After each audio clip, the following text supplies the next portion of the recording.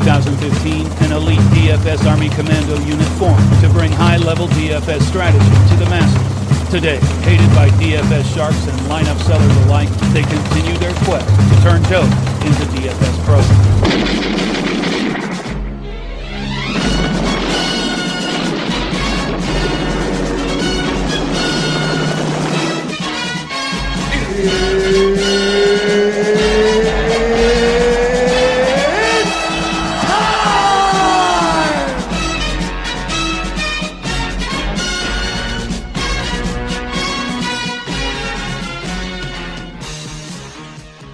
Good afternoon, everybody. This is your DFS Army Daily Dispatch brought to you by DFSArmy.com, and I am your host today, Boomer's Daddy. They call me Keith. They call me a lot of other things.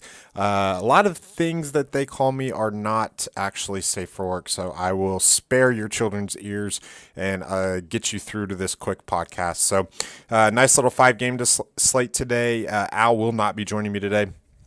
Had some other personal stuff that he had to take care of, and it's Thursdays are always kind of a crazy day here at the Army. We've got NFL projections that go up, and of course NBA slates as well. So you get me, and you're gonna like it. So nice little 5-game slate tonight. Should be a little bit lower scoring than normal. As far as the overall game totals, they're on the lower end. No total over 212, and the highest total is 211.5 with the Clippers and Portland Trailblazers. So we're just going to breeze on through this and go through a lot of different things here. Thought about doing a couple question and answering sessions here, but completely forgot and kind of spaced out on asking everybody to submit some questions. So we'll do one of those coming up, and we'll kind of go from there. So let's start off with Boston and Milwaukee here. Obviously, key injuries for the Boston Celtics. Gordon Hayward is going to be out for the rest of the season, so I don't think we need to really worry about that anymore. It's kind of a hodgepodge to what we want to do here. I think Kyrie Irving obviously is in play whenever he's got he still is trying to figure out exactly, how to kind of run this team and everything. But Al Horford's in the mix here as well. The main target in this game, though, is going to be Giannis Antetokounmpo. Now, the Greek Freak, ABC, the alphabet, whatever you want to call them, he has absolutely just phenomenally gone off every single freaking day this season. Not a game under 60. It's coming. He's 12-4 for a good reason, but on a 5-game slate, I think that you can pretty much just kind of lock and load. He's going to show up in a lot of the lineups on DS. Just because other than Russell Westbrook, I've never seen somebody actually projected over 60 on some of the information that I put in. But he's projected over 60. So right now we've got him at 56.5 basically, and it's a good I would say 5 points ahead of Boogie, and the Boogie projection is without AD right now, so if we get word on that, that'll actually change a little bit later. But Giannis, Kyrie, Al Horford are your main targets here. Other than that, I mean, you can go to Jason Tatum or Jaylen Brown. It's kind of hard to go to these guys because they are priced accordingly. I don't think there's a lot of profit potential there, but on a 5-game slate, in tournaments, I don't mind that at all. They just haven't shown the 45 to 50 point upside that I want out of that price, at least for Tatum. If I had to play one of the two, I'm probably going to go with Brown. Got to watch out for Marcus Smart here. If he's out, then Terry Rozier is going to get a lot of the bump, and we'll kind of go from there and kind of make adjustments accordingly. So for Milwaukee, basically Giannis and Chris Middleton. Greg Monroe's interesting just because his price is all the way down to $4,000. he's not playing a lot. Jason Kidd doesn't really like him. He likes coming off the bench. He's been capped out at 20 minutes. But it's kind of one of those things that, $4,000, he's got some upside there. If he were to get 25 to 30 minutes for whatever reason, then he could definitely just blow his salary out of the water, and that could actually really help you. So if you're scripting 20 plus lineups, then maybe like a 5% exposure if you want to. I like him in this matchup, but the problem always is with the Milwaukee Bucks not named Giannis or Middleton.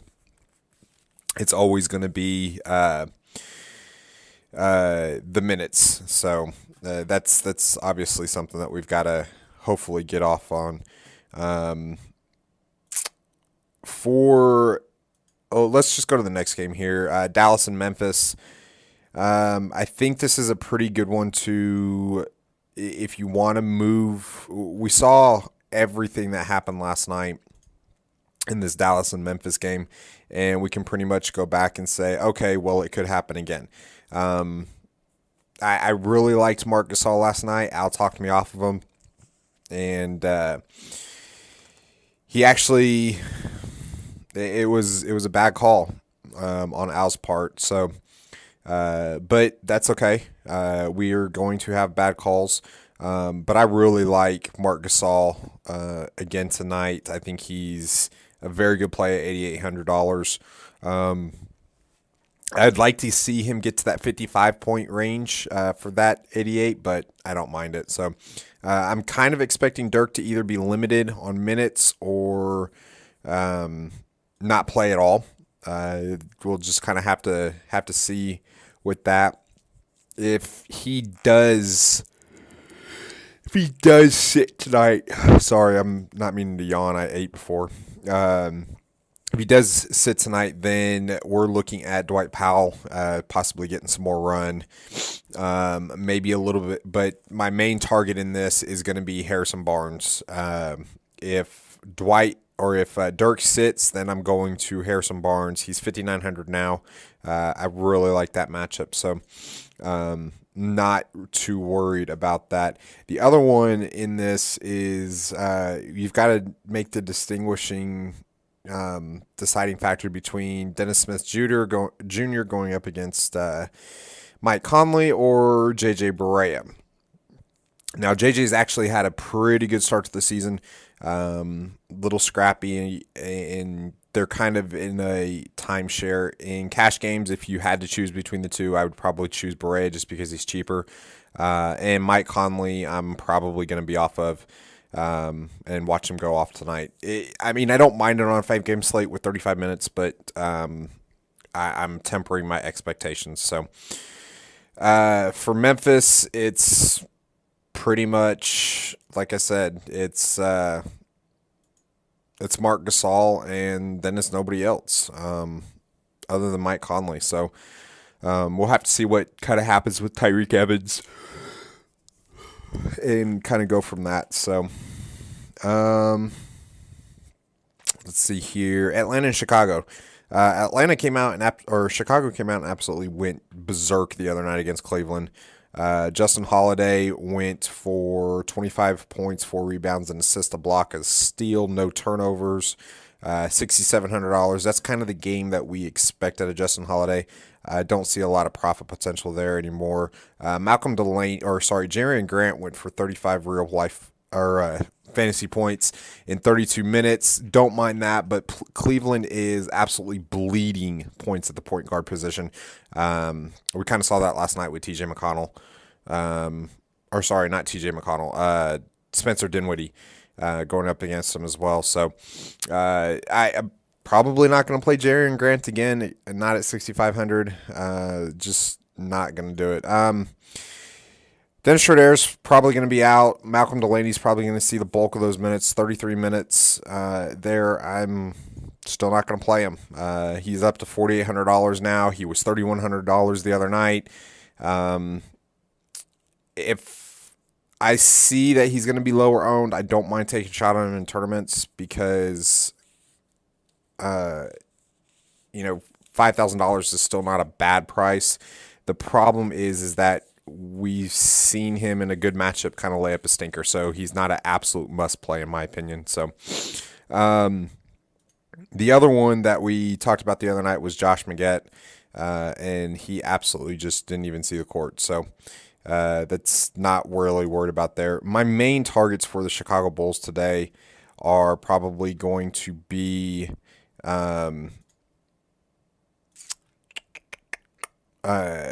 Markkanen, if he's especially if Paul Zipser's out. Markkanen has been phenomenal to start the season, all the way up to 6,500. And I don't mind Robin Lopez either. The Sideshow Bob should allow some good production tonight as well. Denzel Valentine's also an option, 3,900 there on FanDuel. He's going to be firmly on the radar for the Atlanta Hawks. Like I said, it's if Ersan Ilyasova is out, Mike Muscala is going to get that big bump, and that's where I kind of want to go. Me and Muscala have a love relationship because he was in my one of my Q teams. And he absolutely smashed the field, and I was the only guy to have him. So I kind of like him every once in a while, especially going up against this front court of Chicago. Dwayne Dedman's not a bad option if you want to take a shot. He is 4,900, but he should see 26 to 28 minutes tonight. Taurean Prince is going to be a popular play, but I'm going back to Kent Bazemore. He's going to run back with the second unit for a lot of point guard minutes and run that offense. And for those of you that have been playing NBA DFS for a while, you remember that Bazemore actually used to be a point guard. So I don't mind running that back out there tonight either for $5,700. Sorry. Clippers and Portland, probably the game of the night. This is your late night hammer. You're going to want some of it. Damian Lillard is going up against Patrick Beverley. Here's the issue. Patrick Beverley is going to play 29 minutes. Damian Lillard is going to play 35. Lillard's shot was not falling the other night, so this is a tougher matchup. If this was a 10-game slate, I normally would not go here, but on a 5-game slate in tournaments, you can... I'm going to default to Damian Lillard at home rather than Patrick Beverley defense. Because I think that most people are going to automatically default, especially at 9,500. Most people are going to automatically default, excuse me, to CJ McCollum, and not that that's a bad move, and I could definitely see CJ having a good game. I just don't really want to worry about whose shot is falling, so I'm going to have exposure to both. But I'm telling you that Damian Lillard is in play. Yusef Nurkic is another good option. Danilo Gallinari is another good option. I'm fading Blake Griffin tonight. We've talked about it.